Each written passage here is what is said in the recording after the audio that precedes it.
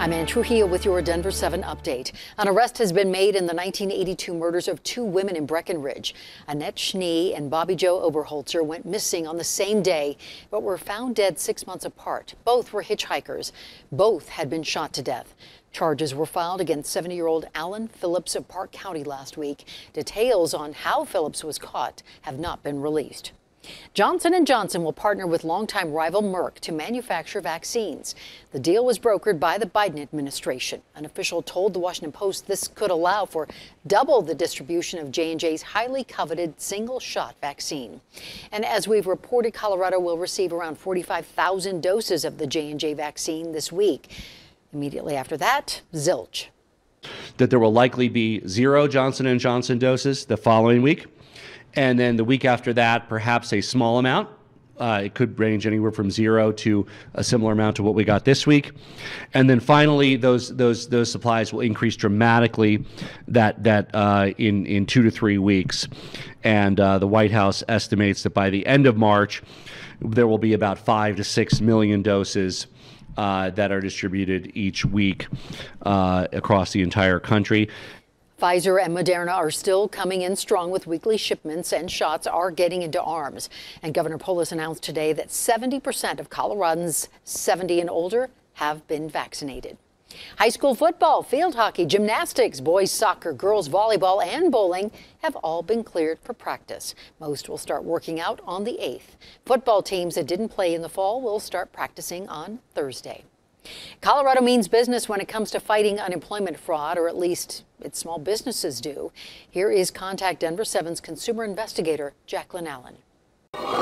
It's not my job. It's not my job at all. Fighting unemployment fraud may not be Brendan Zarnock's job. I mean, this should be a very simple system. But he's one of a growing number of Colorado business owners. So this is a form that we got last week. Working hard on these forms. In this case, he says an employee fired for not showing up filed for unemployment benefits. Brendan wants to dispute the claim. The problem, the state sent this February 23rd with a deadline on the 24th. The letter arriving on the 25th. You got it a day after it was due. Exactly. Didn't give us enough time to respond back to the situation. If you don't fight them, then this money goes out. Tony Brock owns an Aurora freight forwarding company. In 24 years of business, had never seen a fraudulent unemployment claim. How many have you seen in the last month? We've had 6. You've had 6 fraudulent unemployment claims just in the last month? Correct. In her case, it's people who never even worked for the company. She's fighting every single one. Whoever is behind this, they're thieves. For the state, it's very important for them to perhaps take a really hard look at this. Contact Denver 7 brought these small business stories to the state's acting unemployment insurance director. The pandemic has created an absolute opportunity for fraudsters. He says the system catches the vast majority of fraudulent claims immediately, but businesses still get the questionnaires. The problem is that these individuals or these businesses don't know. We may have already closed down a good portion of those claims. We do ask employers, however, to go online and click the links for report fraud to immediately report those claims. As far as the one-day missed deadline Brendan received, the director says that should not have happened. It's being investigated.